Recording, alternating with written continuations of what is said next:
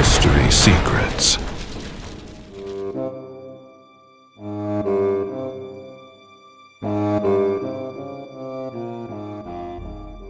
Dans de nombreuses traditions religieuses, l'histoire de la chute de Lucifer est présentée comme le moment où un être céleste puissant se serait rebellé contre Dieu. Selon ce récit largement connu, Lucifer aurait été un ange d'une grande beauté et d'une grande autorité. Mais son orgueil l'aurait conduit à désirer une position supérieure. Cette ambition aurait provoqué une rébellion dans le ciel, et le résultat fut son expulsion de la présence divine. Curieusement, lorsque nous revenons aux textes bibliques les plus anciens, nous remarquons quelque chose de surprenant. Le récit complet de la chute de Lucifer n'apparaît pas dans une seule narration directe. Au contraire, il s'est construit au fil du temps à partir de l'interprétation de différents passages dispersés dans la Bible. Ces passages appartiennent à différents livres, les prophètes, des textes apocalyptiques et des traditions théologiques ultérieures. Pour comprendre comment cette narration s'est formée, nous devons commencer par l'un des passages les plus connus associés à cette tradition, un fragment du livre d'Isaïe. Le passage le plus fréquemment associé à la chute de Lucifer apparaît dans le livre d'Isaïe. Isaïe, chapitre 14, verset 12, contient une phrase qui deviendrait extrêmement célèbre au fil de l'histoire. « Comment es-tu tombé du ciel, astre brillant, fils de l'aurore? Tu as été abattu à terre, toi qui affaiblissais les nations. » Dans le contexte original du livre d'Isaïe, ce fragment fait partie d'un discours adressé au roi de Babylone. Le prophète utilise un langage poétique pour décrire la chute d'un dirigeant qui s'était excessivement exalté. L'image de l'astre du matin représente quelqu'un qui semblait élevé et puissant, mais qui a fini par être renversé à cause de son orgueil. Lorsque ce texte a été traduit en latin, l'expression « astre du matin » a été rendue par Lucifer. Ce mot signifie « porteur de lumière ». Au fil des siècles, certains interprètes chrétiens ont commencé à associer cette figure non seulement au roi de Babylone, mais aussi à un être spirituel qui serait tombé du ciel. Ainsi, le passage d'Isaïe a commencé à être lu comme une possible référence symbolique à la chute de Satan. Cette interprétation deviendrait extrêmement influente dans les traditions ultérieures. Mais ce n'est pas le seul passage biblique ayant contribué à cette narration. Une autre image souvent associée à ce thème apparaît dans le livre d'Ézéchiel.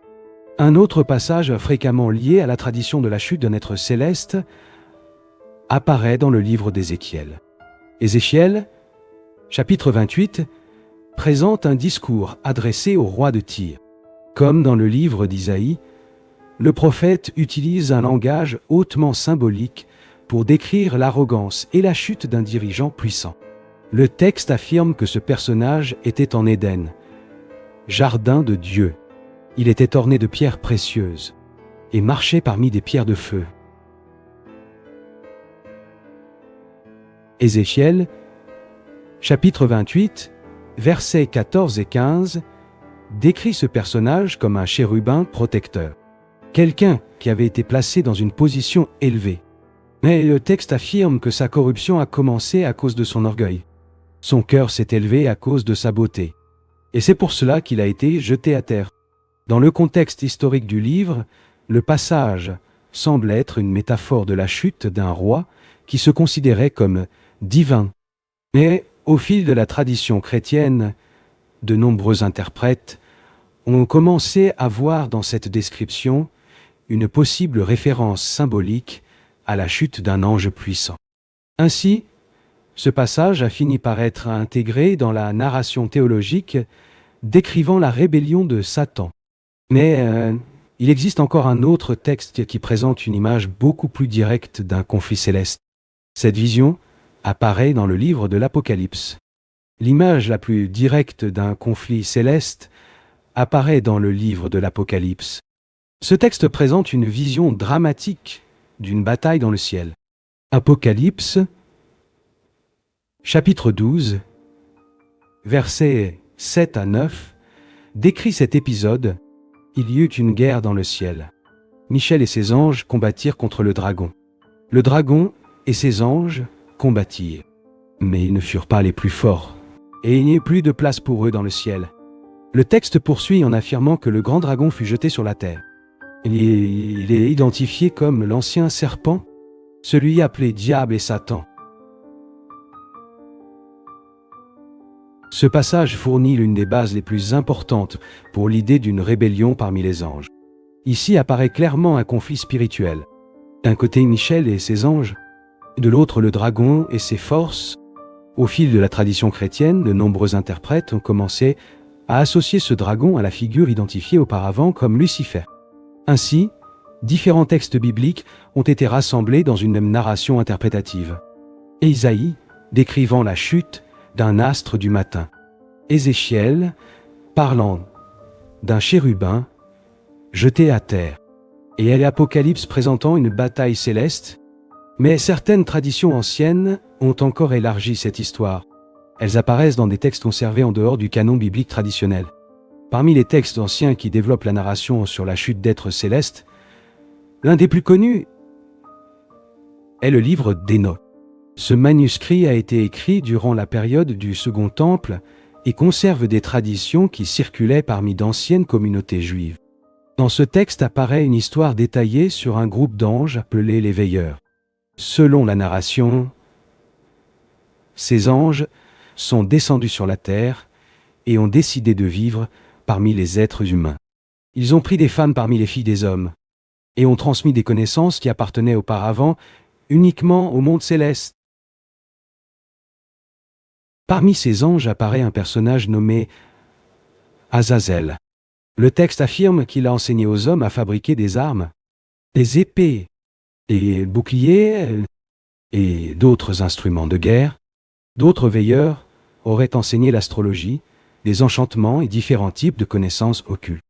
Dans la narration du livre d'Hénoch, ces enseignements sont présentés comme des secrets interdits, des connaissances qui ont provoqué une grande corruption et une grande violence sur la terre.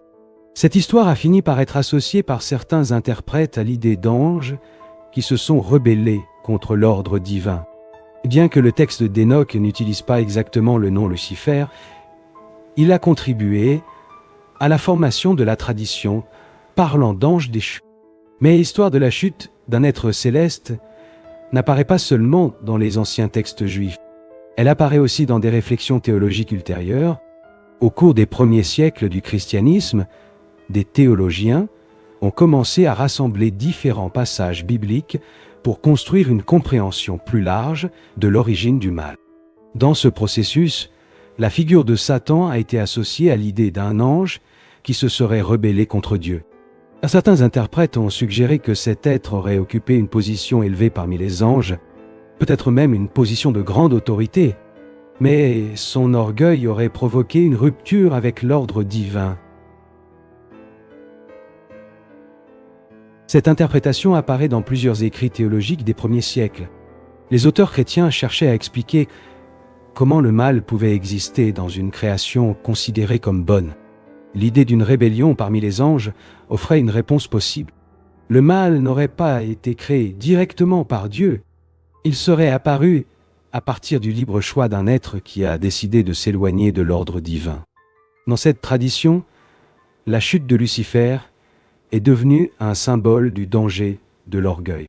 Le moment où un être élevé tente de dépasser les limites de sa propre nature. Mais même avec ces interprétations, les textes bibliques restent relativement discrets sur les détails de cet événement. Ils présentent des images et des symboles, mais laissent un vaste espace pour la réflexion et l'interprétation. Lorsque nous analysons les traditions bibliques et les textes anciens dans leur ensemble, nous percevons que la narration de la chute de Lucifer ne provient pas d'un seul récit détaillé. Elle s'est construite progressivement à partir de plusieurs images et interprétations. L'astre du matin qui tombe dans le livre d'Isaïe, le chérubin jeté à terre dans le livre d'Ézéchiel, la guerre dans le ciel décrite dans l'Apocalypse, et les récits d'anges qui se sont corrompus dans des textes comme le livre d'Hénoch. Au fil des siècles, ces images ont été réunies dans une même tradition théologique. C'est ainsi qu'est apparue la narration connue aujourd'hui, histoire d'un ange qui se serait exalté, une rébellion dans le ciel et l'expulsion d'un adversaire devenu symbole du mal. Mais de nombreux chercheurs modernes observent que les textes bibliques utilisent fréquemment un langage symbolique. Ces passages peuvent refléter des réflexions sur le pouvoir, l'orgueil et la chute, des thèmes qui apparaissent de manière répétée dans les traditions religieuses. Ainsi, la figure de Lucifer demeure située entre histoire, interprétation et symbolisme. Une narration construite au fil du temps, à partir de différents textes et traditions spirituelles. Peut-être que l'aspect le plus intéressant de l'histoire de la chute de Lucifer réside dans la manière dont elle a traversé les siècles de traditions religieuses et de réflexions théologiques. Même construite à partir de différents textes et interprétations, cette narration est devenue l'une des images les plus connues associées à l'origine du mal. Elle apparaît dans des sermons, dans des traités théologiques, dans des œuvres d'art et dans d'innombrables récits littéraires à travers l'histoire. L'idée d'un être élevé qui tombe à cause de l'orgueil est devenue un symbole puissant. Elle représente le danger d'une ambition excessive, la rupture avec l'ordre divin et les conséquences de dépasser les limites établies. Ces thèmes apparaissent de manière répétée non seulement dans les traditions religieuses, mais aussi dans la philosophie et la littérature. Ainsi, la figure de Lucifer a fini par acquérir une signification qui dépasse celle d'un simple personnage. Elle est devenue une métaphore sur la nature du pouvoir, de la liberté et de la responsabilité. Une image qui continue de susciter la réflexion sur les origines du mal et sur les limites entre la lumière et l'obscurité dans l'expérience humaine elle-même. Au fil de l'histoire, de nombreux événements ont été enregistrés, mais d'autres ont disparu avec le temps. Manuscrits perdus, récits oubliés, preuves qui ne nous sont jamais parvenues. Mais cela soulève une question inévitable. Combien de vérités de l'histoire connaissons-nous réellement? History secret. Car certains secrets de l'histoire attendent encore d'être révélés.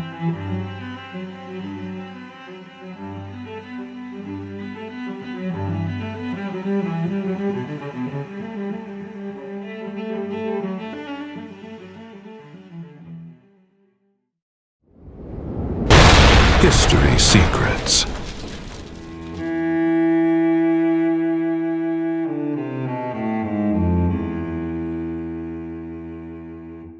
Peut-être vous demandez-vous ce que signifie réellement l'arbre de la connaissance dans le livre de la Genèse. Pendant le siècle, cette image a été interprétée de différentes manières, comme un symbole de désobéissance, comme l'origine du péché, ou comme le début de la conscience humaine. Mais il existe un détail peu exploré. Le texte biblique ne parle pas seulement d'un arbre, il parle de connaissance. Pour comprendre cela, nous devons revenir au récit original dans Genèse, chapitre 2, verset 9. On y mentionne deux arbres centraux, l'arbre de vie et l'arbre de la connaissance du bien et du mal. Cela soulève une question fondamentale. Pourquoi la connaissance est-elle présentée comme quelque chose d'interdit? Si la connaissance est quelque chose de positif, pourquoi est-elle associée à une transgression? Pour comprendre cela, nous devons analyser le type de connaissance en jeu. Le texte ne parle pas de connaissance technique, ni d'apprentissage ordinaire. Il parle de discernement moral, du bien et du mal. Mais que signifie réellement cela? Certaines interprétations théologiques suggèrent que cette connaissance représente la capacité de jugement, la capacité de définir par soi-même ce qui est juste et ce qui est injuste.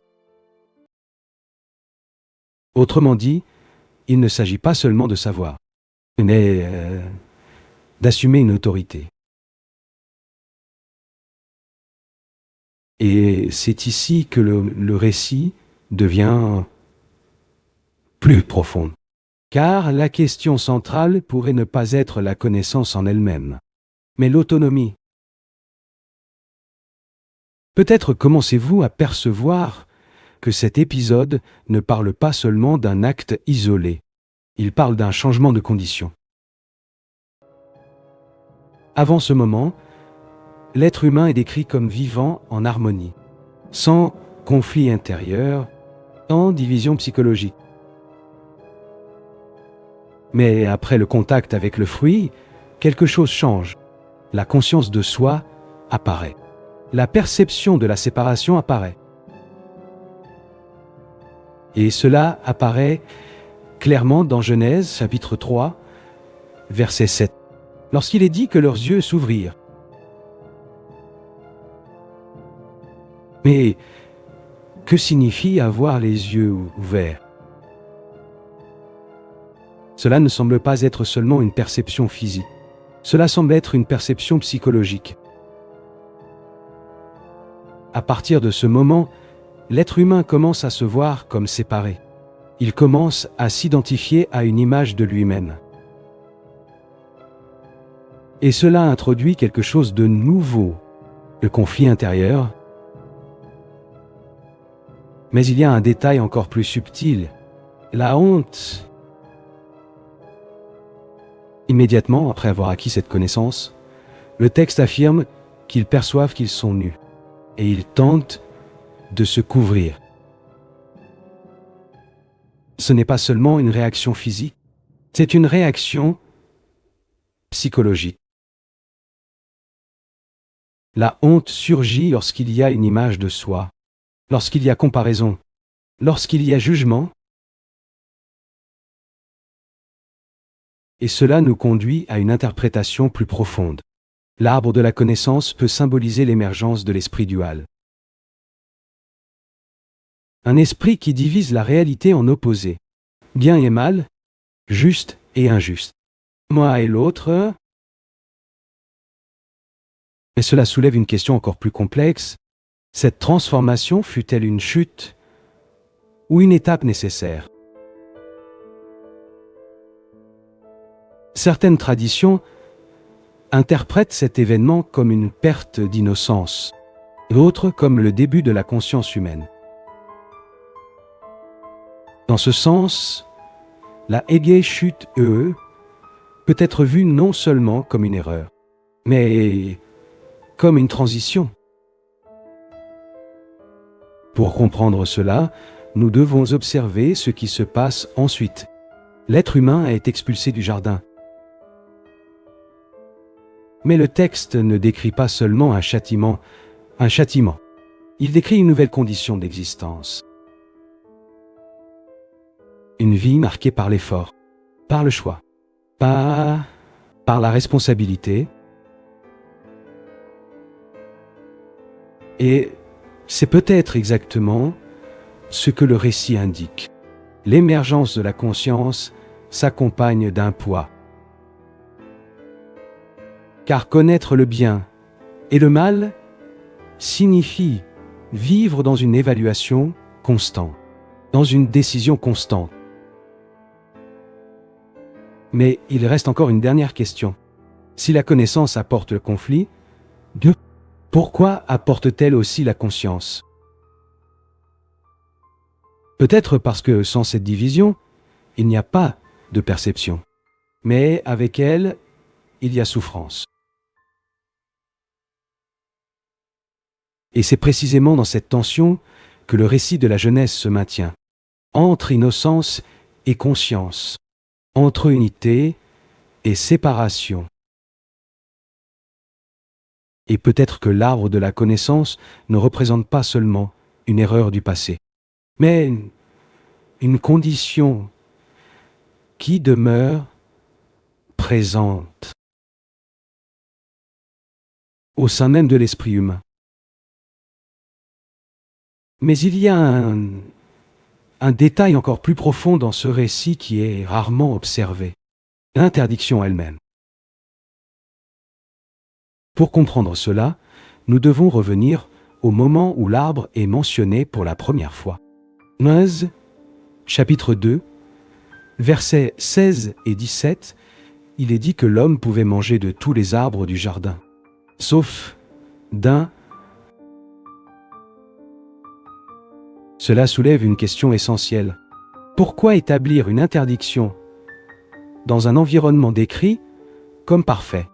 Si aucune limite n'existait, y aurait-il un choix? Et s'il n'y avait pas de choix, y aurait-il une conscience? Peut-être commencez-vous à percevoir que la présence de l'arbre n'est pas une erreur du système. Elle fait partie de la structure même de l'expérience humaine. La possibilité de choix implique la possibilité de transgression. Et cela est fondamental. Car sans cette possibilité, il n'existe pas de liberté réelle. Mais il y a un détail encore plus subtil. La manière dont le serpent introduit la question. Dans Genèse, chapitre 3, verset 1, le serpent ne commence pas par une affirmation. Il commence par une question, il remet en cause l'ordre, il introduit le doute. Et cela est significatif, car le doute est le premier mouvement de l'esprit réflexif. Avant cela, il n'y a pas de remise en question, il n'y a pas de conflit, mais à partir de ce moment, quelque chose change. La réalité cesse d'être simplement vécue et commence à être interprétée, et cela marque un point de rupture.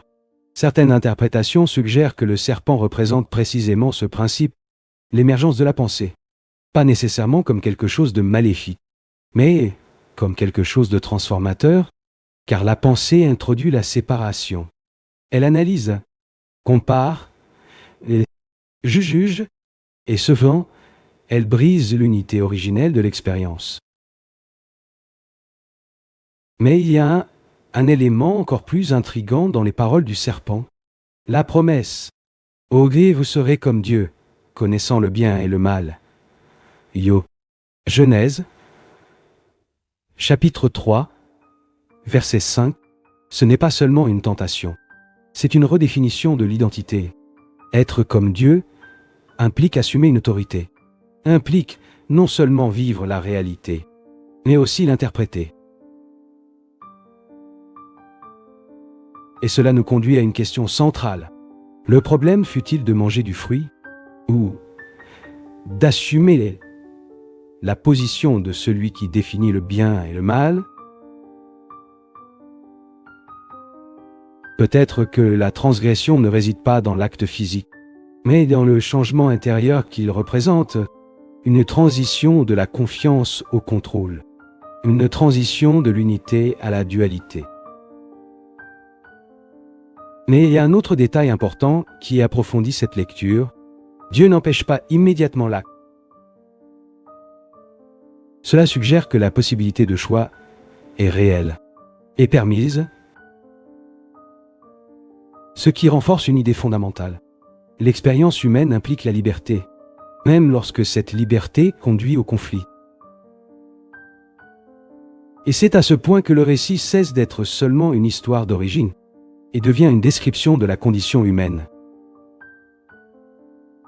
La présence constante du choix, la présence constante du doute et la conséquence inévitable de la conscience. Car une fois que les yeux s'ouvrent, il n'est plus possible de revenir à l'état précédent. Et cela soulève une dernière question dans ce bloc. L'expulsion du jardin fut-elle un châtiment ou une conséquence inévitable de cette nouvelle condition? Mais il existe un point encore plus profond qui commence à émerger lorsque nous poursuivons cette ligne d'analyse. L'expulsion elle-même du jardin. Pour comprendre cela, nous devons observer attentivement ce qui se passe après le moment de la transgression. Dans Genèse, chapitre 3, verset 23, l'être humain est expulsé du jardin d'Éden. Mais le texte ne décrit pas seulement une sortie, il décrit un changement de condition. Jusqu'à ce moment, l'existence se présentait comme intégrée. Il n'y avait pas de séparation entre l'être humain et l'environnement. Il n'y avait pas de conflit intérieur évident. Mais après le contact avec la connaissance, cette unité se brise. Et cela nous conduit à une question essentielle. L'expulsion fut-elle un châtiment externe ou une conséquence naturelle de cette nouvelle conscience? Certaines interprétations suggèrent que le jardin représente un état d'unité, pas nécessairement un lieu physique isolé, mais une condition de perception. Dans ce sens, en acquérant la connaissance du bien et du mal, l'être humain ne désobéit pas seulement, il commence à percevoir autrement. Et cette nouvelle perception rend impossible de demeurer dans le même état précédent. Autrement dit, la sortie du jardin peut ne pas être une décision arbitraire, mais un résultat inévitable. Car l'esprit qui divise ne peut plus vivre dans ce qui n'est pas divisé. Mais il existe un détail encore plus significatif dans ce passage, le blocage du retour. Dans Genèse, chapitre 3, verset 24, il est mentionné la présence de chérubins gardant le chemin vers l'arbre de vie. Cela soulève une question importante. Pourquoi empêcher l'accès à l'arbre de vie? La lecture suggère que cet empêchement est lié à la condition acquise par l'être humain. Une conscience fragmentée ne pourrait accéder à ce qui représente la totalité. Car vivre éternellement dans un état de division impliquerait perpétuer le conflit. Et cela nous conduit à une interprétation plus profonde. La limitation imposée n'est pas seulement une restriction, elle peut aussi être une protection. Mais cette idée ouvre une nouvelle couche d'analyse, et l'accès à la vie pleine est bloqué, alors la question centrale n'est pas seulement morale, elle est structurelle. Quelque chose dans la condition humaine elle-même, et c'est précisément ici que le récit de la Genèse commence à dialoguer avec des thèmes plus larges de la tradition biblique, la nécessité de restauration, la recherche de réconciliation. Mais le texte initial ne propose pas de solution directe. Il présente le problème et laisse la tension ouverte. Peut-être percevez-vous que l'arbre de la connaissance ne représente pas seulement un événement du passé, il représente une condition permanente. L'esprit qui divise, la conscience qui juge, la perception qui sépare. Et cela demeure présent dans chaque expérience humaine. Mais il y a une dernière question qui émerge de ce bloc. Si la division a été créée, est-il possible de revenir à l'unité? Mais il existe encore une dimension qui élargit complètement le sens de ce récit. La relation entre conscience et souffrance. Pour comprendre cela, nous devons observer ce qui se produit immédiatement après le changement de perception. Le texte ne décrit pas seulement une nouvelle réalité extérieure. Il décrit une transformation intérieure. Dans Genèse chapitre 3, verset 10, l'homme déclare qu'il a ressenti de la peur. Non, c'est un point crucial, car la peur n'était pas présente auparavant. Elle surgit après la conscience de la séparation. Et cela révèle quelque chose d'essentiel. La souffrance psychologique semble naître avec la conscience de soi. Avant, il n'y a aucune référence à la comparaison, au jugement ou à l'insécurité. Mais après, ces éléments commencent à apparaître. Et cela nous conduit à une question profonde. La connaissance du bien et du mal introduit non seulement le discernement, mais aussi le conflit intérieur. Car en divisant la réalité en opposés, l'esprit commence à fonctionner dans une évaluation constante. Il mesure, compare, juge, et dans ce processus surgit une tension permanente entre ce qui est et ce qui devrait être. Mais il y a un détail encore plus significatif, la projection. Après ce qui s'est produit, l'homme ne se contente pas de reconnaître sa condition. Il transfère la responsabilité. Dans Genèse, chapitre 3, verset 12, il affirme que c'est la femme qui lui a donné du fruit. Et la femme, à son tour, désigne le serpent. Cela révèle un schéma qui se répète tout au long de l'expérience humaine. La difficulté d'assumer pleinement sa propre action.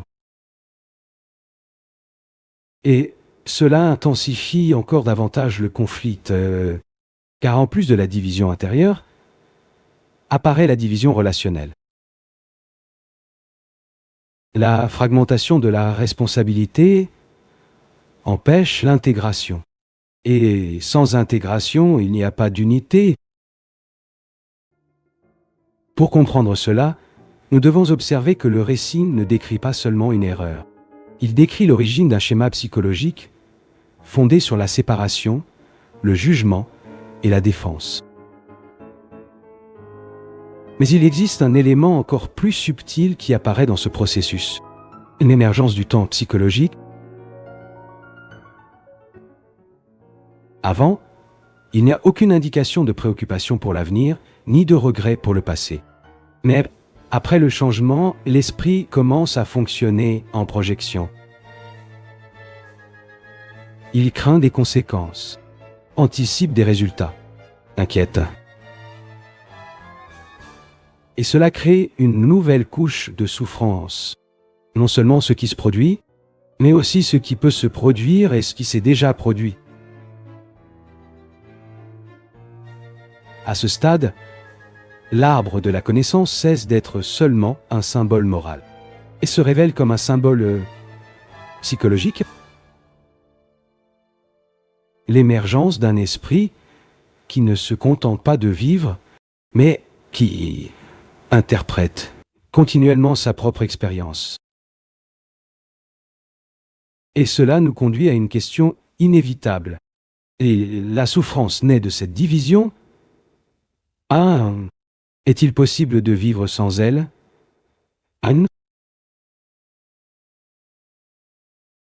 Mais il existe encore un point final qui doit être examiné avec attention. La possibilité de retour à l'unité. Pour comprendre cela, nous devons regarder le récit non seulement comme l'origine du problème, mais comme l'indication d'un chemin. Le texte de la Genèse ne propose pas de solution explicite. Il ne décrit pas directement comment cette division peut être dépassée. Mais il présente des éléments qui suggèrent que l'histoire ne se termine pas là. La présence même de l'arbre de vie en est une indication. Il demeure dans le récit même après l'expulsion. Il ne disparaît pas. Cela soulève une question essentielle.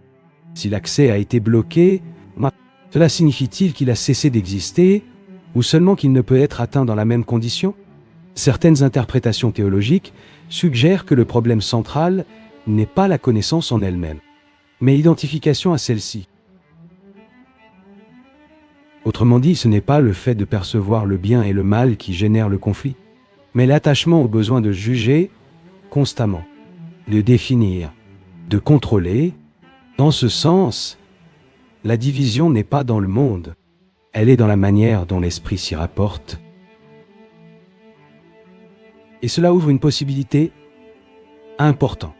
Si la division est soutenue par un mode de perception, alors elle peut être comprise et peut-être transcendée, mais cela soulève une question délicate. Serait-il possible de revenir à l'état précédent d'innocence? Probablement pas, car la conscience acquise ne peut être effacée. Mais peut-être existe-t-il un autre type de retour, non pas à une innocence inconsciente, mais à une unité consciente, une condition dans laquelle l'esprit reconnaît la division, mais ne s'identifie pas complètement à elle. Et cela nous conduit à une lecture plus profonde du symbole de l'arbre de vie. Il peut représenter non seulement l'immortalité physique, mais aussi un état d'intégration, un état où il n'y a pas de conflit intérieur, où la perception n'est pas fragmentée, où l'être humain ne vit pas en opposition constante avec lui-même. À ce stade, le récit cesse d'être seulement une explication du passé et devient une enquête sur le présent,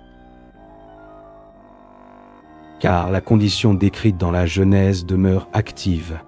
L'esprit qui juge, l'esprit qui divise, l'esprit qui s'identifie à ses propres interprétations.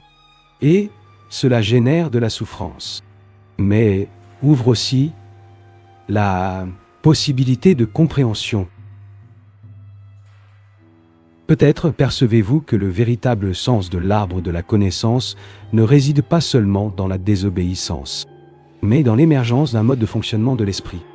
Un mode fondé sur la division, la comparaison et le jugement, mais qui contient aussi la possibilité d'être observé.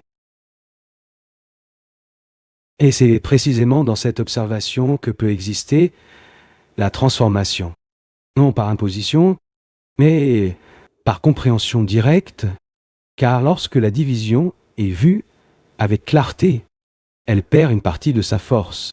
Et à ce moment-là, le récit revient à son noyau le plus profond, non comme une histoire de chute définitive, mais comme une invitation à la conscience. Ce n'était qu'une des nombreuses énigmes qui ont traversé les siècles. À travers le monde, il existe des villes perdues, des manuscrits indéchiffrables, des événements historiques qui défient encore notre compréhension. Certains de ces mystères commencent à être révélés, d'autres restent totalement inexpliqués. Et dans le prochain documentaire, nous explorerons l'une de ces énigmes qui continuent d'intriguer les historiens aujourd'hui. Car lorsqu'il s'agit de l'histoire de l'humanité, il existe toujours un nouveau secret à découvrir. History Secret.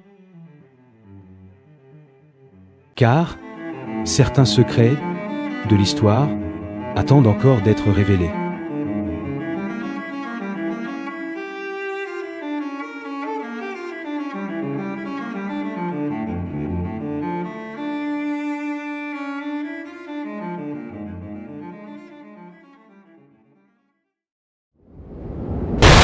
History Secrets.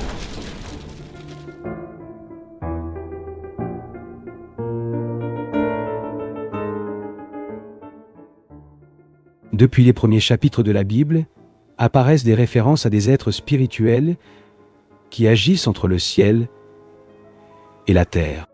Ils sont appelés anges.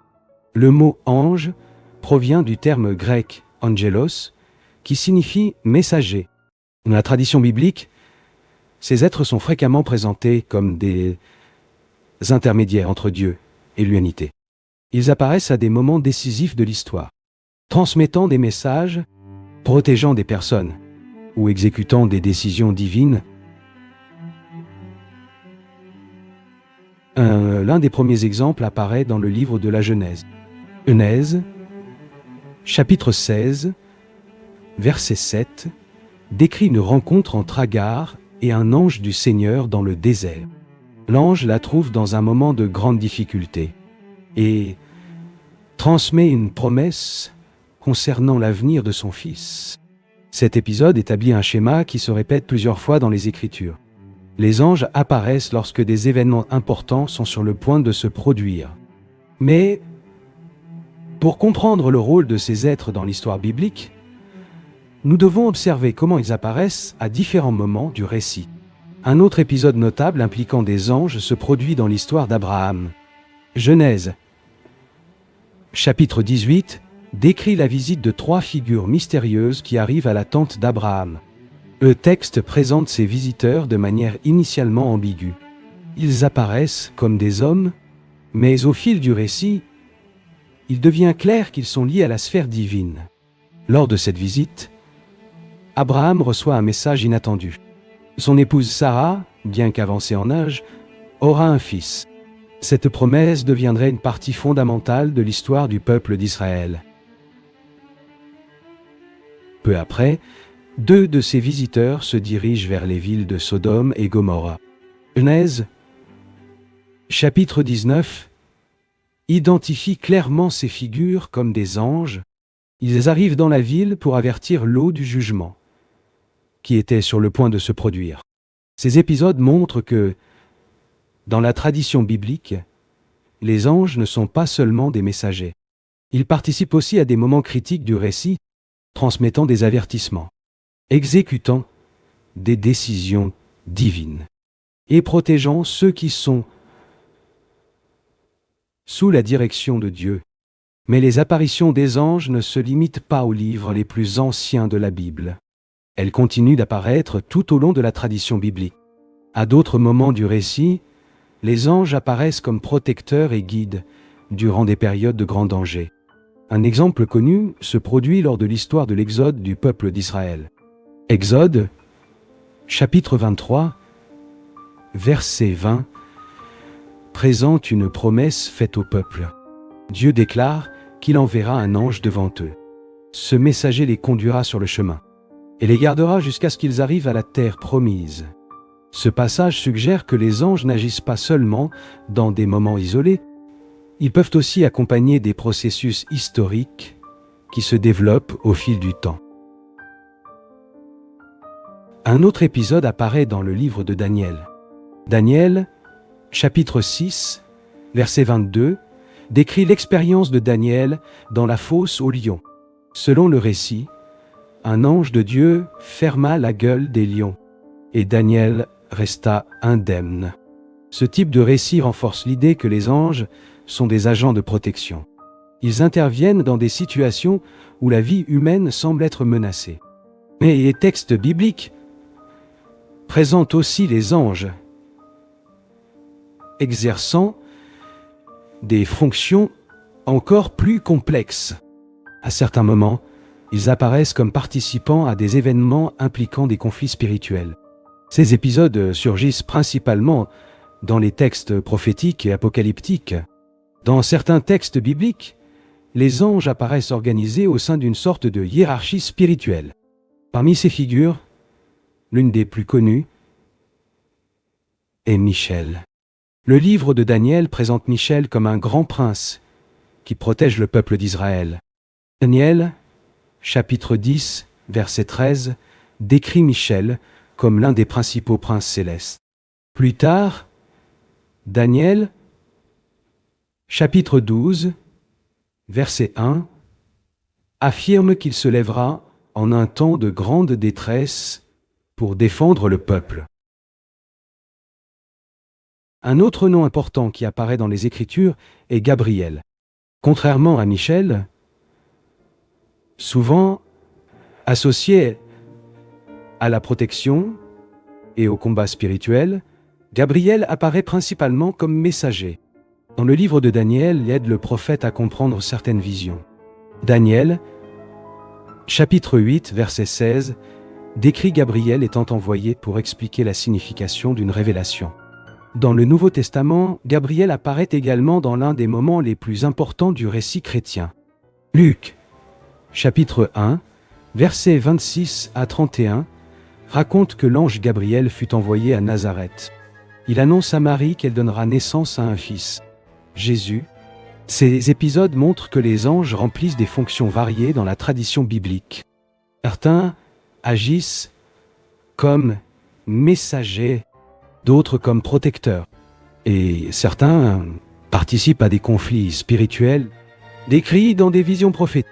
Dans les textes prophétiques et apocalyptiques, les anges apparaissent impliqués dans des événements qui semblent aller au-delà du monde visible. Ces passages suggèrent que l'histoire humaine est liée à une réalité spirituelle plus vaste. Un exemple apparaît à nouveau dans le livre de Daniel. Daniel, chapitre 10, décrit une vision dans laquelle un messager céleste rencontre une résistance en essayant d'atteindre le prophète. Le texte affirme que le messager fut empêché par un prince spirituel associé au royaume de Perse. Ce n'est qu'avec l'aide de Michel qu'il put poursuivre sa mission. Ce récit suggère quelque chose d'inhabituel. Il présente l'idée de conflits spirituels qui se déroulent en parallèle aux événements de l'histoire humaine. Royaume terrestre, empire Sénat, empire. Changement politique, tous ces événements peuvent avoir, selon cette vision symbolique, des dimensions spirituelles invisibles. Ce type de langage apparaît fréquemment dans la littérature apocalyptique.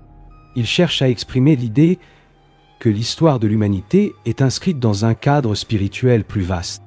Mais les apparitions d'anges ne se limitent pas au texte de l'Ancien Testament. Elles apparaissent également à des moments décisifs du récit du Nouveau Testament. Dans le Nouveau Testament, les anges apparaissent lors de moments déterminants liés à la vie de Jésus. L'un des premiers épisodes se produit même avant sa naissance. Luc, chapitre 1, versets 11 à 13, raconte qu'un ange apparaît au prêtre Zacharie dans le temple de Jérusalem. Il lui annonce que Zacharie et son épouse Élisabeth auront un fils. Cet enfant serait Jean le Baptiste. Le messager affirme que Jean préparerait le chemin pour le Seigneur. Peu de temps après, l'ange Gabriel apparaît de nouveau. Luc, chapitre 1, versets 26 à 31, décrit la visite de Gabriel à Marie, à Nazareth. Il annonce qu'elle concevra un fils. Cet enfant recevra le nom de Jésus. Cet épisode deviendrait l'un des moments les plus importants du récit chrétien. L'annonce de la naissance de celui qui serait reconnu comme le Messie. Les anges apparaissent également au moment de la naissance de Jésus. Luc chapitre 2, versets 10 à 13, raconte qu'un ange annonce aux bergers l'arrivée du Sauveur.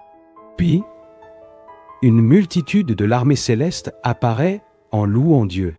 Ces épisodes montrent que, dans le récit biblique, les anges participent directement à des événements considérés comme fondamentaux dans l'histoire du salut.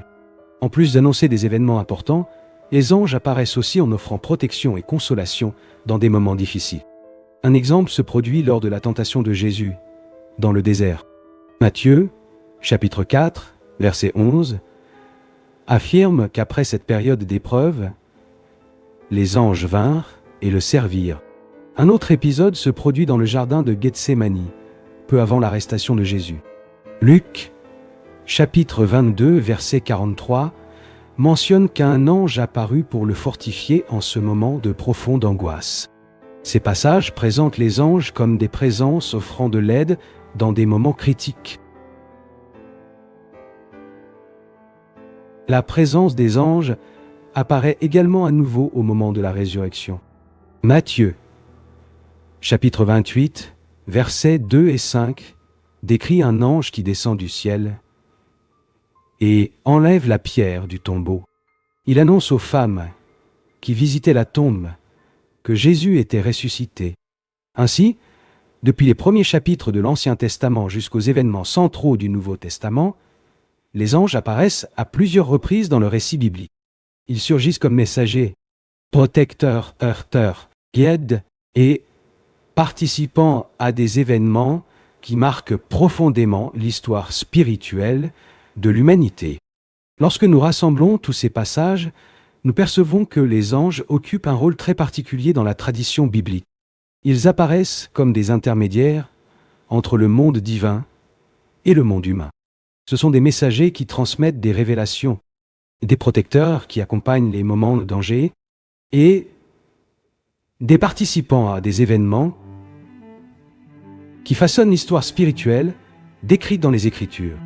En même temps, les textes bibliques s'attardent rarement sur des explications détaillées concernant la nature de ces êtres. Ils apparaissent brièvement, accomplissent une mission spécifique, puis disparaissent du récit. Peut-être est-ce précisément pour cela que la figure des anges a suscité tant de curiosité au fil des siècles. Théologiens philosophes et chercheurs ont cherché à comprendre leur nature, leur hiérarchie et leur rôle dans l'ordre de la création, mais même avec toutes ces réflexions, les récits bibliques conservent un certain mystère. Les anges apparaissent lorsque des moments décisifs sont sur le point de se produire. Ils annoncent, protègent ou révèlent quelque chose qui transforme le cours de l'histoire.